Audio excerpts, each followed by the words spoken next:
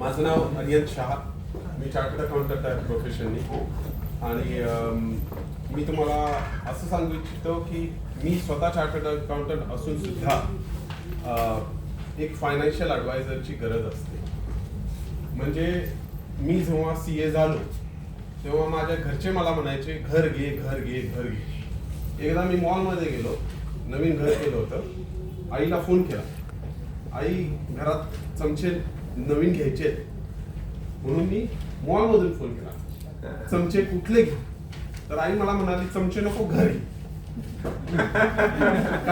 एवढं प्रेशर, घर घे घर घे घर घे. मग मी घर घेतलं.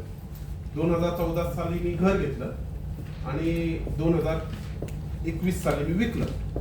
आणि घर विकल्यानंतर पण मला सरकार दरबारी म्हणजे टॅक्स मध्ये मला कॅपिटल लॉस मिळाला. म्हणजे जर सरकार मला म्हणत असेल की तुला कॅपिटल लॉस झालेला आहे तर माझी इन्व्हेस्टमेंट किती चुकीची होती.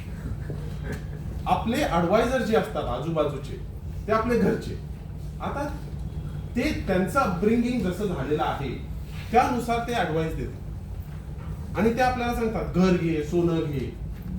कारण का त्या काळी ती जी इन्व्हेस्टमेंट होती ती गरजेची होती, त्या काळासाठी ती काळानुसार होती.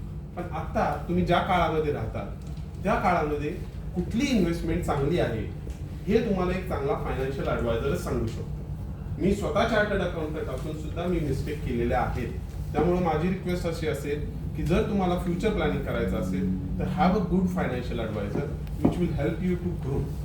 Thank you sir. थँक्यू.